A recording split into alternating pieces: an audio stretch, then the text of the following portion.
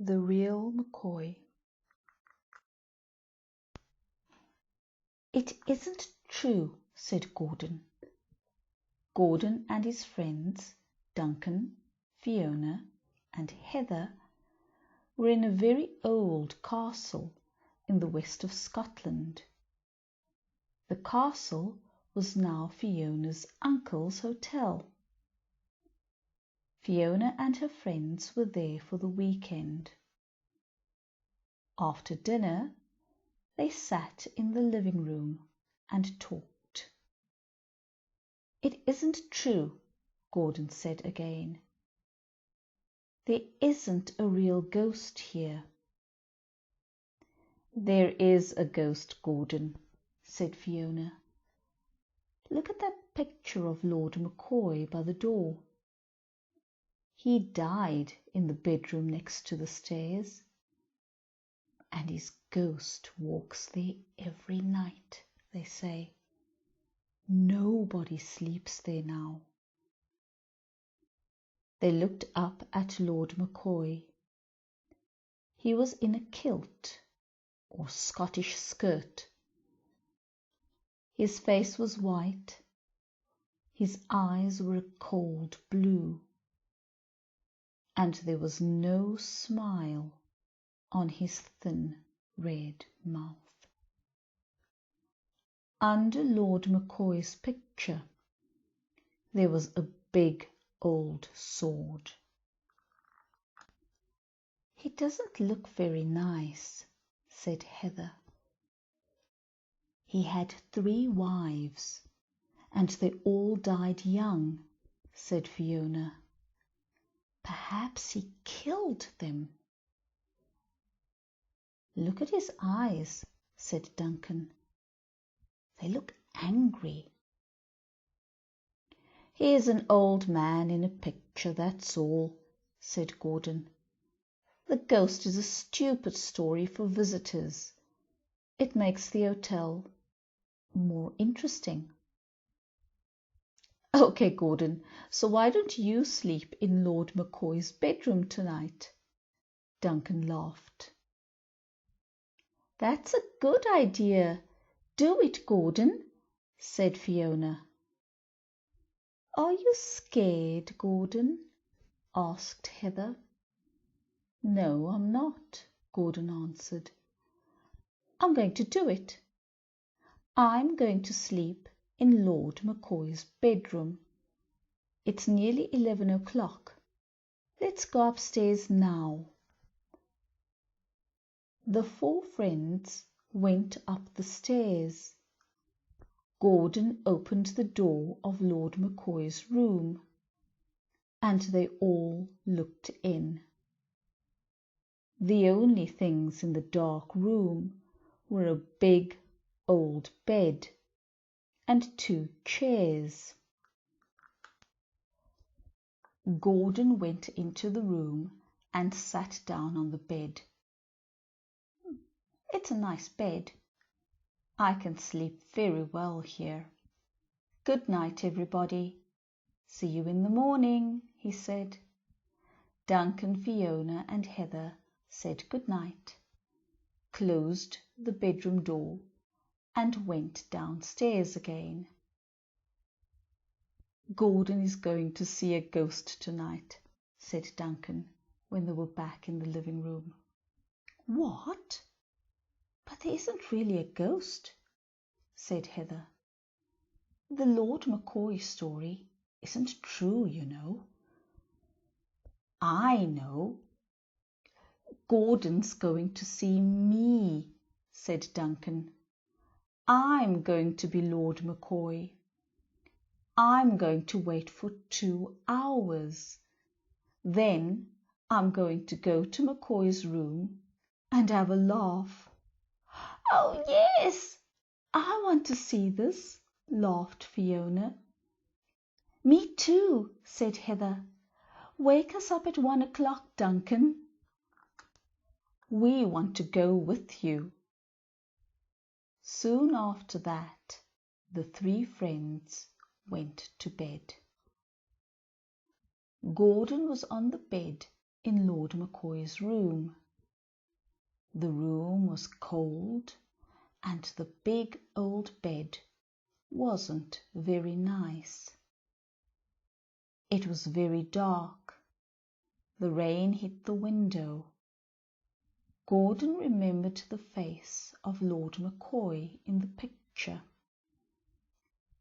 After half an hour, Gordon's eyes closed and he slept.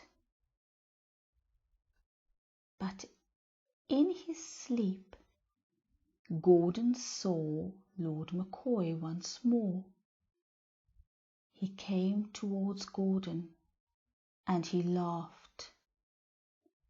He had a big sword in his hand. Gordon was scared. He wanted to run, but he couldn't move. Gordon could see McCoy's white face. It came nearer and nearer. McCoy's sword was over his head now. Gordon wanted to scream.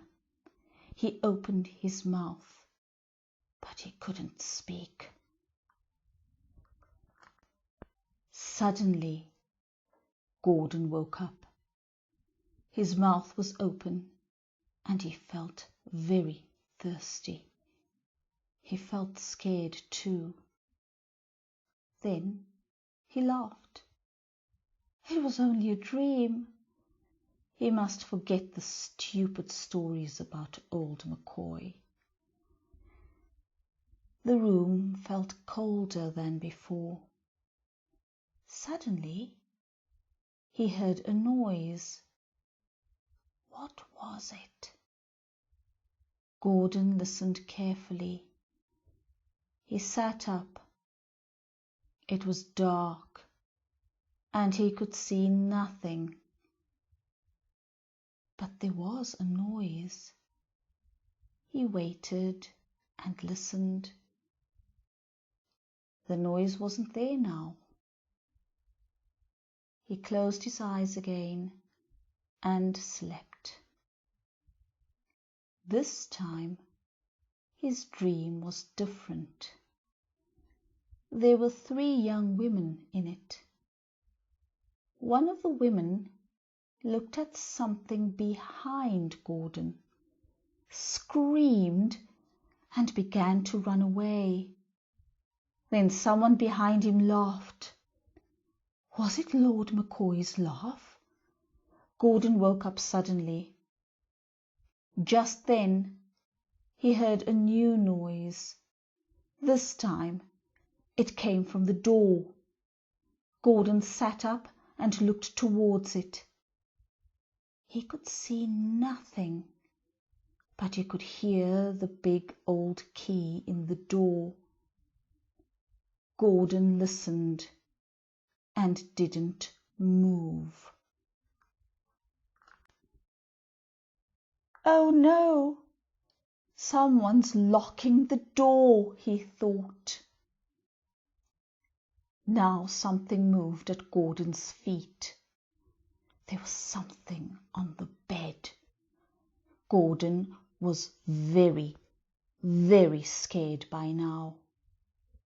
The thing on the bed began to move slowly towards him.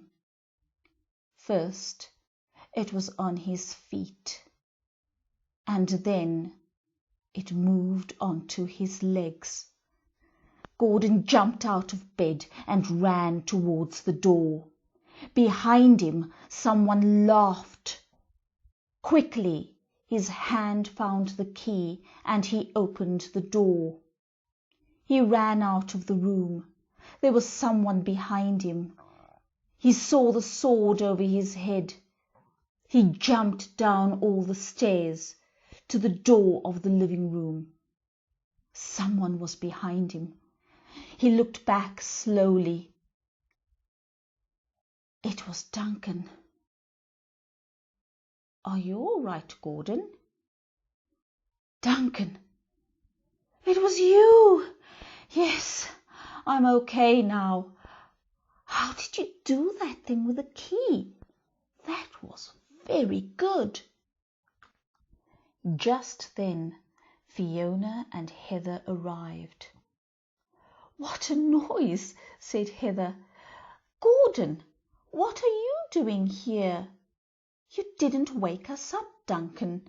We didn't see you go into McCoy's room." Duncan looked at the girls. His face was white. "It wasn't me. I didn't wake up at 1 o'clock. But later I heard a lot of noise downstairs, so I came down." "What?" said Gordon. "But it was you, Duncan. You came into my bedroom." "No, I didn't," said Duncan. "You locked the door and ran after me with a sword." "What sword?" asked Duncan. "What are you talking about?" "Lord McCoy's sword. Look up there, under the picture." They all looked under the picture of Lord McCoy, but there was no sword there now. "There's nothing there," said Fiona. "Look at the picture," said Heather. "That sword wasn't there before." They looked at the picture. On the right, next to the old man, there was a table, and on it there was a big sword. "Yes, that's it," said Gordon slowly. The four friends looked at the picture without speaking. Lord McCoy looked back at them. There was a smile on his white face now, a very cold, dark smile. "So the ghost in my room was the real McCoy after all," said Gordon.